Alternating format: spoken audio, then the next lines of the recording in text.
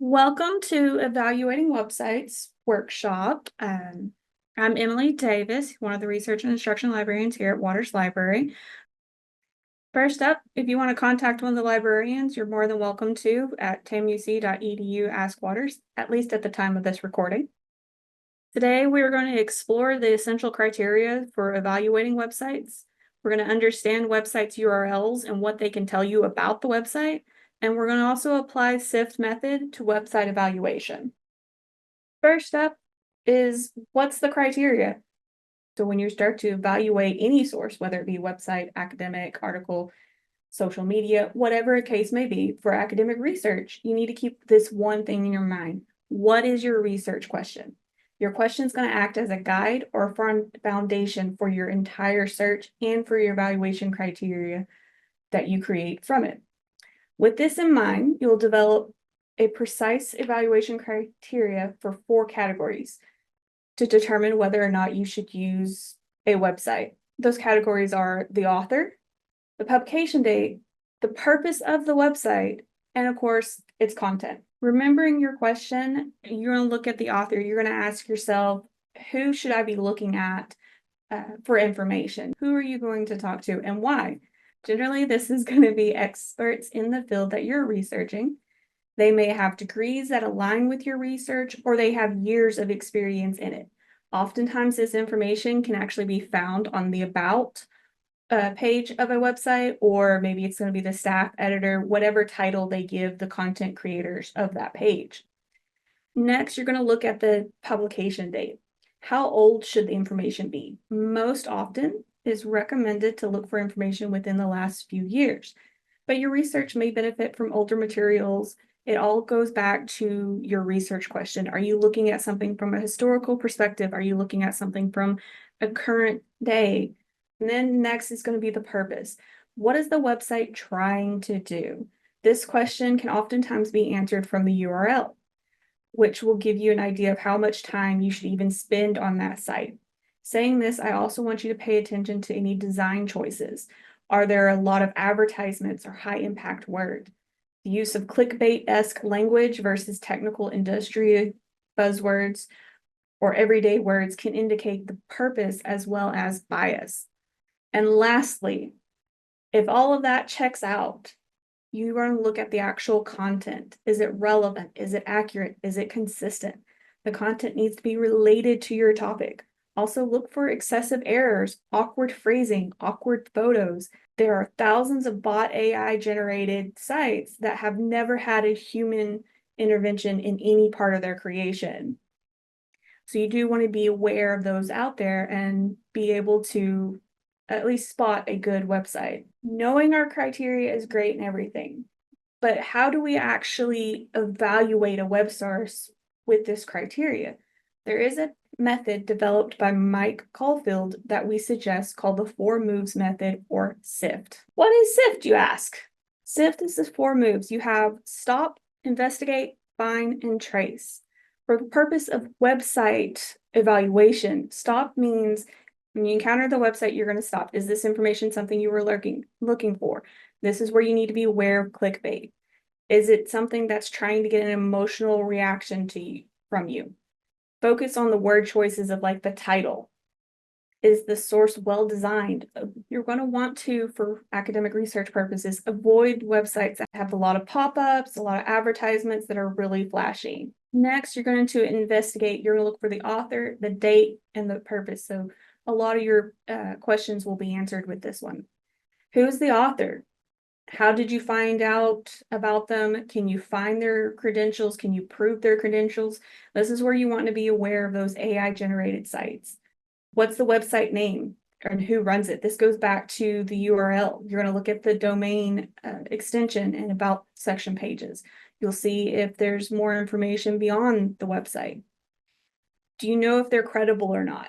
This is where you're going to start looking for the purpose. Do they have a motive? Do they have an agenda? Why was this website created? No information is just put out there without a purpose. Everything has a purpose. Everything has a reason for someone trying to get you to look at their information. Next, you're going to find. So this is where you're going to look at the actual content. Does anybody else mention this website? Is anybody else talking about the same topic as this website? What are they saying? Next, you're going to look into the actual quotes, any of the data they put there, photos, and you're going to trace that back to where it originally came from. Is their data even provided? If so, did they get it from the CDC? Is it pulled from a government database? Is it just statistics randomly placed somewhere to make them look good? These are all things that you need to think about when you are evaluating a website. The first thing you're going to do is you're going to break down that URL. So when you go and use, let's say you're using something, you're looking at Google to pull up a whole bunch of different websites. You just got a long list of websites. And yes, Google has that little summary there below, but you can learn so much more by just looking at that URL than what maybe even that summary can tell you. The first thing you're going to look at is what's called the domain extension. This is usually 3 to 4 letters at the end of the domain right here where it says tamuc.edu/library. This .edu, that's our domain extension. It tells you who creates and maintains this site. For .edu, it's an education institution. This gives you the purpose and the author of the information that you're going to find there. Next, you're going to look at the domain name or the website name. This usually lets you know what the site is about and who runs it. So this could be purpose, content, and or the author as well, if it's a personal website that someone has created. And then the last thing you want to look at, you're going to look at page if you are on a specific page and not just the introduction page. This lets you know the particular information on that page. Now, all of these are customizable in most cases. So a creator of a website is going to try to use information that's going to get your attention and let you know what's there. And just a couple of domain. These are common domain extensions and what they actually mean. So .com is one of the most common ones you'll see. This is commercial and or corporate. Anybody can make a .com. It's quite common. There's no review process. You purchase it, it's yours. .net is usually for network providers. All of these, except for .mil, which is military, .gov, which is government, and in some cases .edu, which is education. Anyone can make a .net, a .com, a .org, a .news. Anyone can make those. So you do have to put a little bit more effort into evaluating whether or not the information on those sites are useful.